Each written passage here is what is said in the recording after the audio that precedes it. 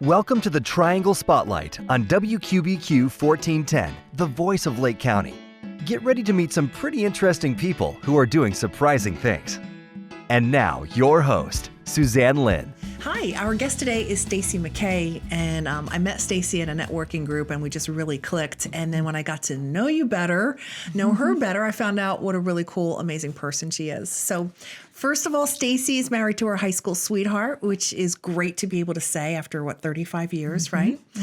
Stacey is married with 4 kids, 2 granddaughters, and Stacey, you're the owner of a real estate broker company. It's called Stacey McKay Company. Right. And you've been in real estate for over 33 years. You have a lot of experience. You've actually sold over 250 homes. That's amazing by itself. The thing that's really interesting is that Stacey is a trained conflict coach and mediator, as well as a certified instructor for relational wisdom beyond emotional intelligence. So I am actually going to start with my own personal story, if that's okay. I would love it. So Stacey and I, pretty new in our relationship, and I got together with her, and I was sharing how a friend of mine and I hadn't spoken for over 5 years, and that I was just a couple days away from going up to see this person, and I had some real concerns because of the conflict and how fast was it going to be before I could mess this up again. Things started healing with our relationship, and you gave me some very practical ideas, and I went into this relationship very unafraid because you gave me tools to be prepared. And that's when I realized we've got to have you on the show. We've got to talk about this because relational wisdom is so important. Can we start with what the definition of relational wisdom is? Absolutely. And I'm just going to read it so I don't miss any words so that you get the full meaning. So relational wisdom is the ability to discern emotions and interest in yourself and others, and to interpret them in the light of your own personal values, and then to use those insights to manage your responses and your relationships constructively. Okay. So that's really just in a nutshell what relational is. It goes a lot deeper than that, though. So obviously. it's not just knowing about, it's not just reading books and knowing what about relationships, because you can read men are from Mars and women are from Venus, but if you don't apply it, it really doesn't matter, right? And that's what this is doing, is applying the things that you learn. Absolutely. See, emotional intelligence, a lot of people don't really understand what emotional intelligence is or what it's about.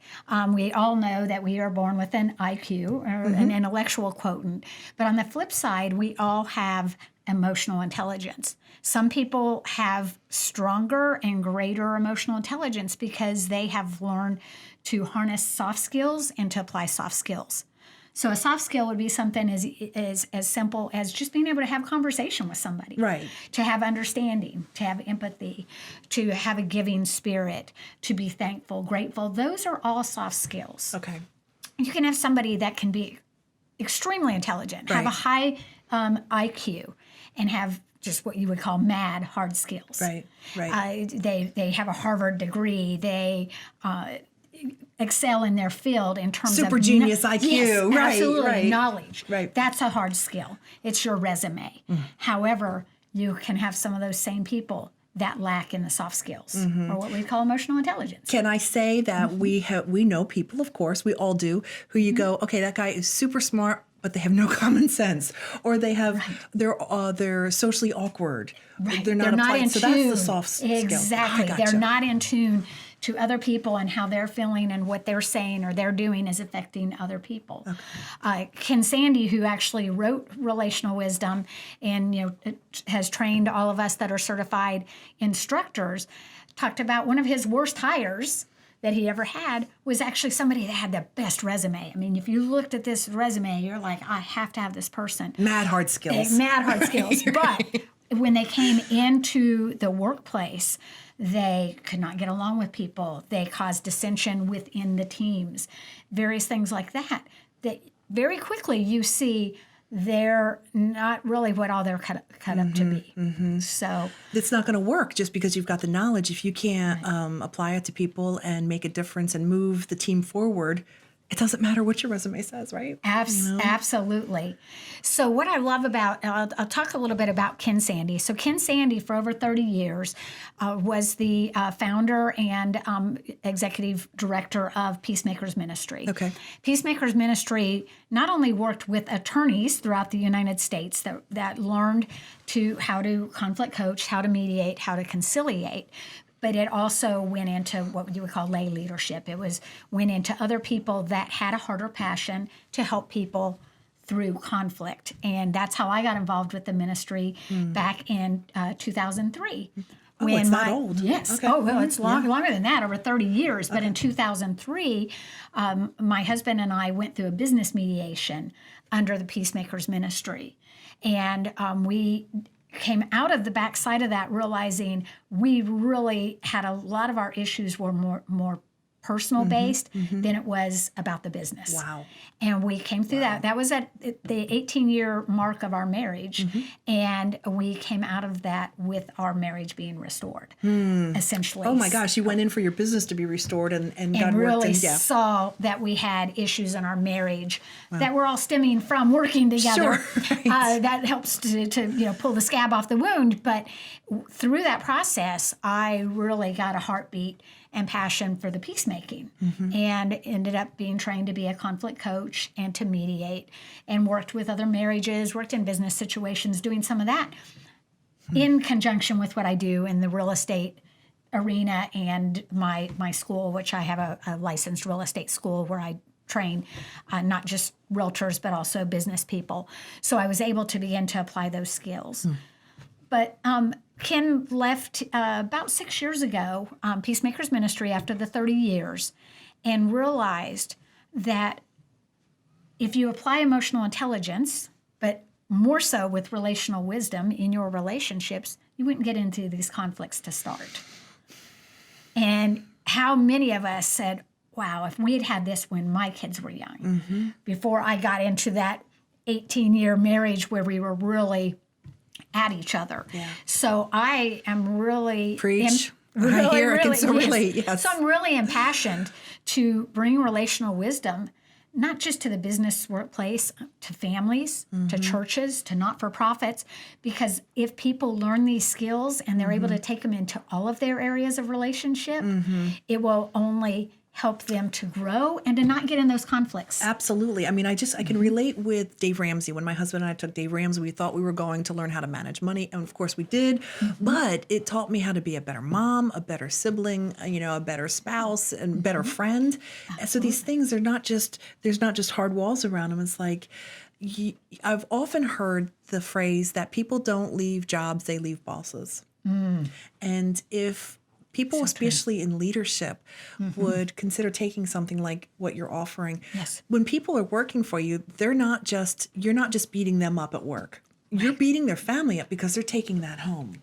Oh, so true. So true. You just gave me chills when you talked about that, because so many times you have business owners that think, oh, my employees need this. This would be really good. And I agree 100%. Right. Everyone in the organization needs to have these skills, because if we all have the skills, then we're taking that to our customers. I've had the last 12 years where I've worked very rooted into the property management arena, and we're dealing with tenants, we're dealing with owners, we're dealing with vendors, and those people bring stress. Really, property management is really people management. You're really not managing the asset. You're managing the emotions of the people that rent your home, the owners that you work for, and then the vendors that have to go in and fix these homes when there's a problem. So by learning the relational wisdom skills from the staffing level all the way up to the CEO of the company, and everyone begins to apply those in the business setting, and then the impact is that they take it home. Is if they go, wow, I learned this skill and it really worked with me today with my tenant. What if I applied that skill with my wife? Right. Or with my husband? Right. Or my child? And that's where my mission really is teach it from the business setting all the way down to the household or vice versa. Would you say that most of the conflicts we have, and I know it's really hard to just generalize, but is it a head issue? Is it a heart issue? Is it selfishness? What is the main crux of conflict? It's really idols. When we put something in place, and that now becomes, we want everybody to bow to our idol. And when somebody does not bow to our idol, then conflict ensues. Okay. And that's actually, I'll just pick this up for a second, because that's the book, The Peacemaker, Okay. which really talks so much about where conflict comes from, and idols are really where it's at, which really, it's really a hard issue. It's idolatry. And when, and I'll give an example. A husband says, I have this great idea. I want to have this business, and we're going to do this, and it's going to make all this money. But he begins to sacrifice his wife and his children on the altar for that business. You have now just created an idol, an idolatry situation. And so, yes, it's in the head, but ultimately it's a hard issue. When we are in conflict, and where relational wisdom comes in to still speak to that, to those conflict issues, is that there's 3 areas we look at: ourself, the other person, and where our values set in. So if I'm saying on one hand, my value is to love and cherish and take care of my family, but my actions, when I work 15-hour days and I don't see my family till on the weekend, and I'm so wore out that I cannot really give them the love and the attention that they need, then my values are not really meeting up with what's playing out in that in that relationship. So we learn to look at, what am I feeling? Why am I thinking this way? Why is this impacting the relationship? But then to also flip the coin and say, how's that affecting the other person?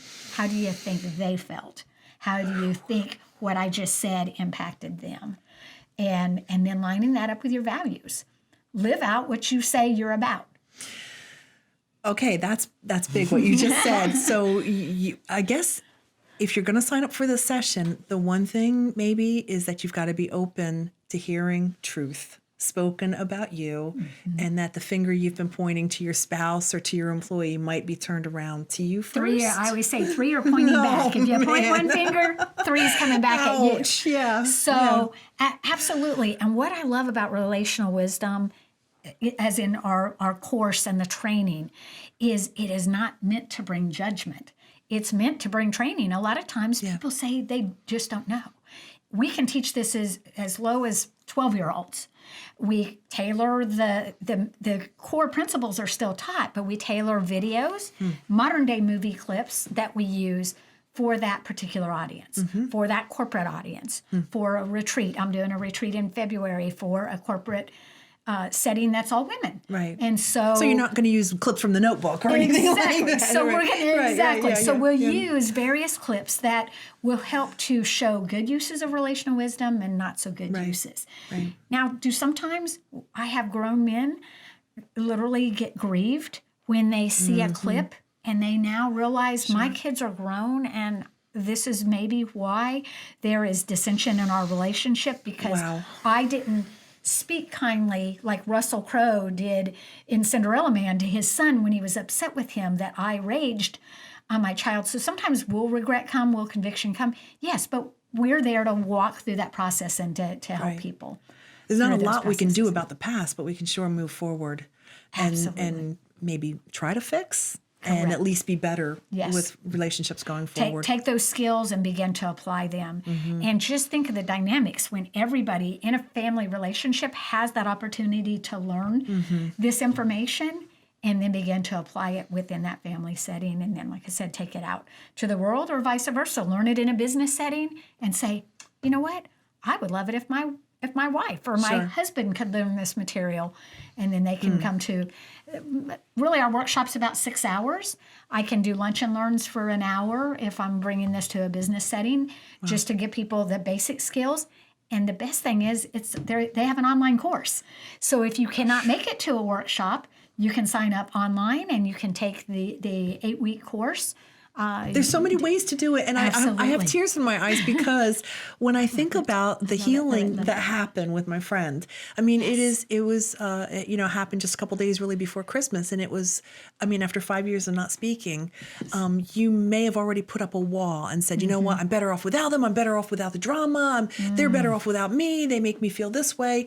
Yes. But you know what? Honestly, the best thing would be to prayerfully get through that and to break down those walls. Absolutely. And that's the greatest thing. Yes. So if there's walls up and you're not talking, it might be just a protection to keep from dealing with it. This is true. And we need people that encourage us as well.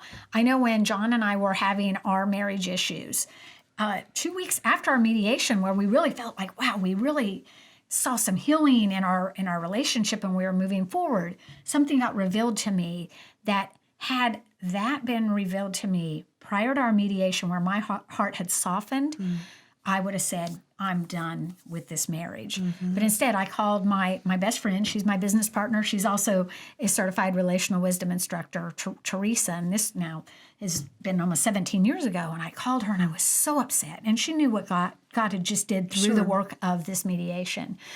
And she said, the enemy is not taking your marriage. And I had to realize that there are sometimes forces outside of us that are trying to take these relationships away from us. And that was when we really forgave and we really healed.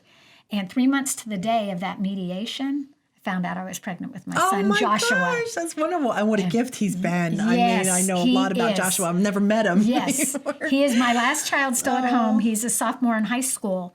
And I was done having kids. All my other 3 children, daughters, they're all grown. They're all in their 20s. One's about to turn 30 in April.